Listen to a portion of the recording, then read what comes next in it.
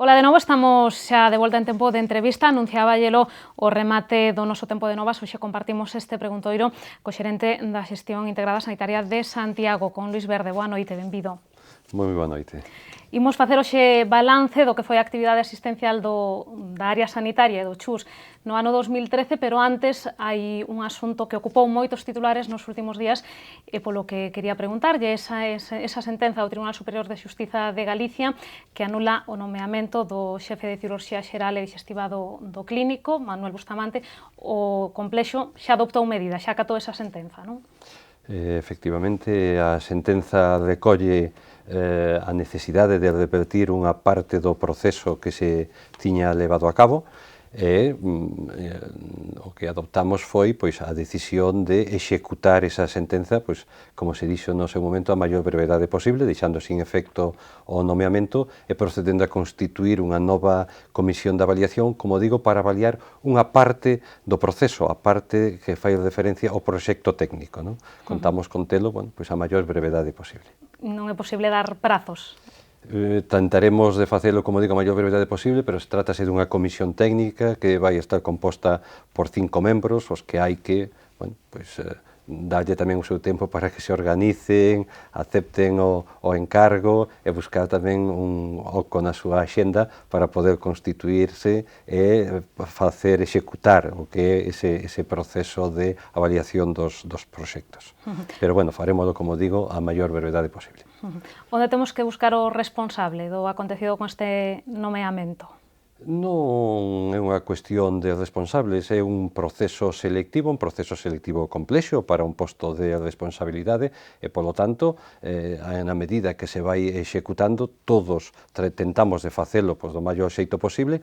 Parece que o xuíz entende que non se fundamentou suficientemente a decisión e, polo tanto, volveremos a facer ese proceso para que a comisión evaluadora que este neste momento teña un pouquiño de cuidado ou faga máis fincapé nesa fundamentación do seu resultado, do seu veredicto. O que máis interesa é os efectos que pode ter para os doentes, non? Todo o que aconteza no CHUS. Neste caso, ter que anular este nomeamento vai supoñer algún prexuízo, algunha anomalía no funcionamento do servizo? En absoluto, como xa se dixo desde o primeiro momento, o prioritario para nós é sempre a asistencia, garantir que se siga prestando asistencia con normalidade, e neste sentido non hai ningún temor a que non poida ser así. De xeito provisional, a dirección, concretamente a Dirección Asistencial, asume estas funcións da xefatura do servizo e todos os profesionais, estou absolutamente convencido, como veñen facendo hasta agora, farán o posible e seguirán a traballar como veñen facendo, como digo, hasta agora, para prestar asistencia de calidade, que é un servizo que está a ter moi bons resultados e a ter unha grande aceptación por parte dos nosos pacientes. Por lo tanto, nese sentido, ningunha preocupación, ningún problema. Agardaremos entón a que se resolva este asunto. Falamos agora xa do balance de 2013 que presentaba vostede en rolda de prensa hai escasos días. Que nota lle poría vostede ao funcionamento, a resposta da área sanitaria de Santiago ao longo do exercicio pasado? Se tivese que puntuar os profesionais que traballan na nosa área sanitaria, nos nosos centros de saúde, nos nosos hospitais, de verdade que serían cualificados cunha nota de sobresaliente alto, non? Pero non se trata deso, isto é unha labor do día a día, de paciente a paciente, de caso a caso, non? O ano 2013 foi un ano intenso, un ano no que tuvemos a desgracia de ter este accidente aquí na nosa cidade, ao mesmo tempo a satisfacción de poder darlle resposta a estes accidentados. Tamén é verdade que foi un ano no que tuvemos algunhas alegrías, algúns premios, algúns recoñecementos aos nosos profesionais, a nós mesmos como institución. E foi un ano que podríamos decir de consolidación. Calificaría como de consolidación, onde conseguimos uns resultados bons e, sobre todo, que viñan a consolidar unha situación que se tiña acadado en anos anteriores, non?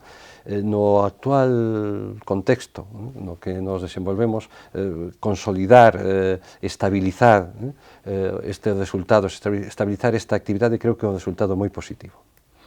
Falaba vostede do accidente ferroviario de Angrois. Que incidencia tivo na actividade do hospital, na actividade ordinaria? Como trastocou os plans, digamos? Bueno, como se pode imaginar, naqueles días foi un impacto moi importante, non?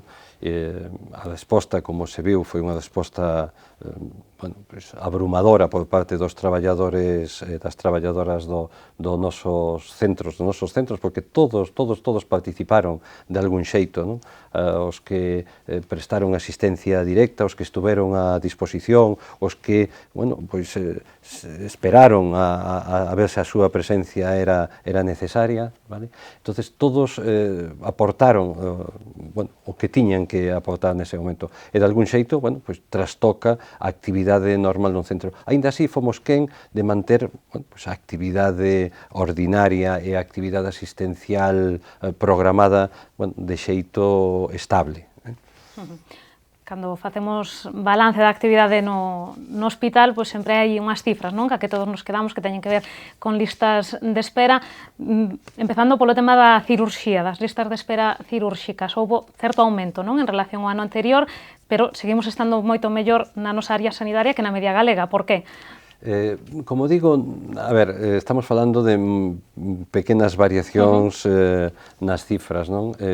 Nós temos consolidado no conxunto da área sanitaria, creo que pechamos este ano, se non me engaño, en 69 días e medio, e aproximadamente un día máis ou aproximadamente a mesma cifra que tiñamos acadado no ano anterior. Isto que me refiro con consolidación dos resultados. Nós no ano 2011 fixemos unha mellora moi importante, baixáramos máis de 6 días a demora media para intervencións cirúrxicas, e este ano fomos quen de manter esa mellora, que, como digo, é un resultado, desde o meu punto de vista, moi bon. Pero, sobre todo, quixera facer incidencia nunha cousa, non? En que somos quen cada vez de priorizar mellor e de atender antes aqueles pacientes que maior necesidade teñen. E este é o noso obxectivo, dar resposta canto antes ás patoloxías que requiren a resposta máis inmediata. Nese sentido, todos os nosos pacientes que os clínicos clasifican como de prioridade 1, que teñen que ser intervidos antes dos 30 días, estámoslo a conseguir.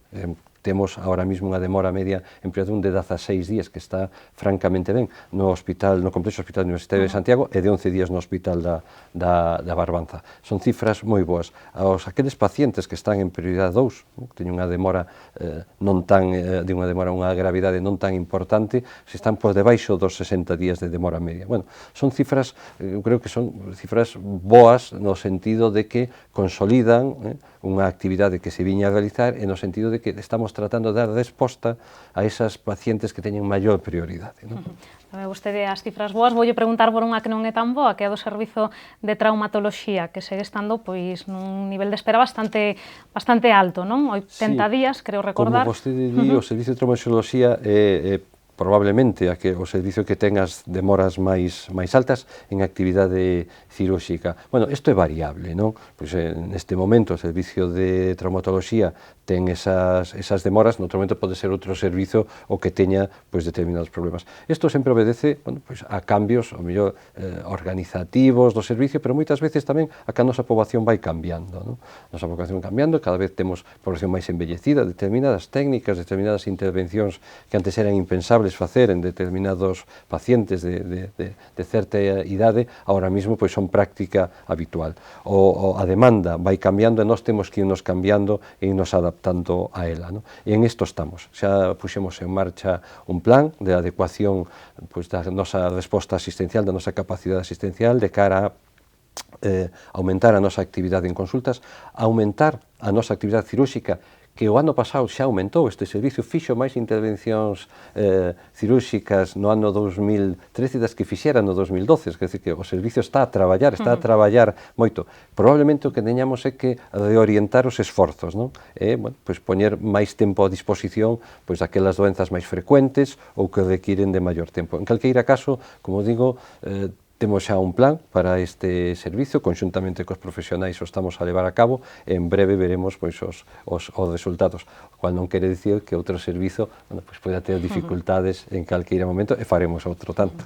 Preguntolle tamén polo que ten que ver cas consultas, cal é o servizo no que habería que mellorar, porque sempre escoitamos a pé de rúa, pois teño cita pro xinecólogo para dentro dun ano, logo presentanse estes balances e parece que non cadran co que din os cidadáns, non? Nós temos moita preocupación, como decía, por priorizar, por ver primeiro aqueles doentes que teñen pois maior gravidade, non? En este sentido, pois estamos a desarrollar vías rápidas de atención, temos as vías rápidas pois, para cáncer de mama, cáncer de pulmón, cáncer de colon, cáncer de próstata, e recentemente implementamos para melanoma, vamos a poñer en marcha xa este ano, xa se iniciaron artrite, demencias, etc. ¿no? Entonces, isto é o que nós queremos importante, ¿no? Que aquelas patologías, aqueles pacientes que teñen maior gravidade sexan vistos canto antes. Neste caso, cando que estou a falar das vías rápidas, vémolos antes de 15 días. Tamén é importante ver o resto dos doentes, e, polo tanto, pues, tratamos de axilizar estas consultas. En consultas temos unha demora media razonable, estamos agora mismo en torno aos 38 días, por debaixo deses 45 días que, bueno, que está a marcar o que parece que marca, que xa marca a lei de garantías recentemente aprobada. Por lo tanto, na área de consultas eu creo que estamos dando unha resposta axeitada. En todos os servizos, están satisfeitos con como van as cousas? Non estamos satisfeitos seguramente en ningún servizo na súa totalidade. Sempre vemos que hai capacidade de mellora. De calqueira xeito, no conxunto dos servizos sí estamos satisfeitos e todos os servizos fan esforzos por mellorar. Recentemente nos puxemos en marcha unha modalidade de consulta, de interconsulta, unha modalidade que chamamos e-consulta, consulta non presencial. Bueno, pois iniciámola en endocrinoloxía, en cardioloxía, en este momento pois xa son moitas as especialidades que están a levar a cabo este tipo de consulta, de interconsulta electrónica, que non require a presenza do paciente e a que lle podemos dar a resposta en menos de 15 días, moitas veces en 7 días. E adátanse os doentes a estas novas tecnoloxías, tanto neste caso de consulta como, bueno, pues nos centros de saúde tamén se puxo en marcha hai pouco a posibilidade de consulta telefónica, cal é a resposta dos pacientes? A resposta é francamente boa. Ahora, cando me fai referencia á consulta telefónica en atención primaria, fíxese que no primeiro mes de funcionamento, que foi o mes de decembro, o 3,5% das consultas de atención primaria na nosa área sanitaria fixéronse de xeito telefónico. Isto dá unha idea de que ten unha grande aceptación. E o que fai referencia é a interconsulta electrónica, bueno, o paciente non sufre, o que se acaso se beneficia de non ter que desplazarse a consulta hospitalaria, porque xa dende o seu propio centro de saúde lle resolven o problema. Lle resolven o problema no 60% dos casos, tan son 40% deses pacientes que o especialista de atención primaria, o médico de familia de atención primaria, consulta co especialista hospitalario, tan son un 40% necesitan desplazarse. 60% resolves o problema de saúde ou a consulta en cuestión sin que o paciente se desplaza. Eu penso que isto é algo moi positivo para os pacientes e os pacientes así o valoran. Bueno, volvendo ao tema das listas de espera, cada vez que se publican estes datos en relación ás listas de espera cirúrxicas ou para consultas, saen voces dicindo que non son datos reais, porque non se teñen en conta as listas de espera non estruturais. Cal é a explicación que se lle dá? Nos temos en conta absolutamente todos os rexistros, damos os datos que hai que dar, os datos que temos, non temos outros para dar. E nos atémonos, por suposto, a normativa vixente. Por lo tanto, todos os datos que se dan son absolutamente fiables. Pense vostede que os nosos rexistros de datos non son rexistros que os fai unha sola persoa. Son rexistros que se van alimentando na medida que se vai facendo a actividade. Por lo tanto, os datos introdúcense en moitos puntos do sistema. Prácticamente en todos os puntos. A nosa historia clínica electrónica, o noso Janus, fai que, en calqueira punto da rede asistencial se estén incorporando datos. De acordo? Por lo tanto, estes datos son os que hai, non son os que se introduce unha sola persoa, nin un grupo de persoas, senón o conxunto dos profesionais incorporan datos, que son os datos que despois nos levamos aos cidadáns, nese exercicio de transparencia que creo que é bon para as organizacións e que é bon para os cidadáns. Os nosos cidadáns teñen que saber en que situación estamos, cales son as nosas posibilidades e, bueno, tamén cales son as nosas limitacións. Terán efecto nas listas de espera a reordenación das áreas sanitarias de referencia que entraba en vigor o 1 de febreiro, que fai que dentro clínico se atendan, bueno, pois, máis pacientes da área sanitaria do Salnés de Pontevedra para determinados servizos? Eu penso que esta reordenación das referencias, dos servicios de referencia que se levou a cabo vai ser moi positiva para Santiago e para as institucións, por o conxunto dos centros asistenciais de Santiago. Por qué? Porque este é un área sanitaria, é un centro, o noso Hospital Clínico Universitario, é un centro que sempre recibiu pacientes do conxunto da comunidade, pero dun xeito non ordenado. Pois nos recibimos pacientes pois, de Ourense, da Costa, da Mariña, pois de algúns de Pontevedra, en fin, de distintos sitios, non? Pero non tiñamos unha población de referencia ordenada, non? Deste xeito o que vamos a ter é ser referencia para atender determinadas patoloxías, determinadas especialidades, pero dunha población concreta. Por lo tanto, poderemos atender a esa población, a eses cidadáns, dunha maneira integral. Parece razonable que se un paciente nos ven a ver a nós para un problema de cirurxía cardíaca, tamén veña cando hai que facer unha intervención de hemodinámica, vale? Ou tamén veña se ten un problema pois que teña que velo pois cirurxía torácica ou neurocirurxía, non? Que eses pacientes para esas especialidades teñan o mismo centro de referencia. Por lo tanto, penso que vai a ser moi positivo, hai que deixar pasar un pouquiño de tempo, é unha reordenación e require de certo tempo para poder avaliala. E nós ir adoptando tamén pois, as medidas necesarias para irnos adaptando a esta nova situación. Sí, porque di vostede, os pacientes veñen, pero que tamén os profesionais do CHUS teñen que ir, non? Sí, na medida en que poidamos acercar a asistencia aos doentes, isto vamos a facer. Xo facemos na nosa área sanitaria, nos desplazamos determinadas especialidades ao Hospital da Barbanza, desplazamos determinadas especialidades pois, ao centro de Lalín e algúns a Estrada, en fin, acercamos a asistencia ao paciente. Este mismo método da e-consulta que lle comentaba, non é outra cousa máis que acercar o especialista hospitalario ao centro de saúde, dun xeito virtual, pero sí se acerca, porque está dándolle unha resposta ali, non? Entonces, nese sentido, na medida que o podamos facer, e así o vamos a facer tamén con Pontevedra, desplazarémonos nós, tanto a facer cateterismos cardíacos ou a facer hemodinámica, como a facer cirurxía pediátrica, como a facer calqueira outra intervención que poidamos nós, os nosos profesionais de Santiago, levar a cabo ali, evitando que o paciente se desplace, farémolo encantados. E podese facer iso co mesmo persoal e cos mesmos recursos? Atender ben os dous sitios? Como digo, nós hasta o de agora estábamos a atender un volumen de población importante, pero que non estaba definido exactamente. Non? Teremos que, como digo, avaliar, ir vendo pois, os recursos que temos se adaptan e irnos orientando ou reorientando hacia estas novas necesidades.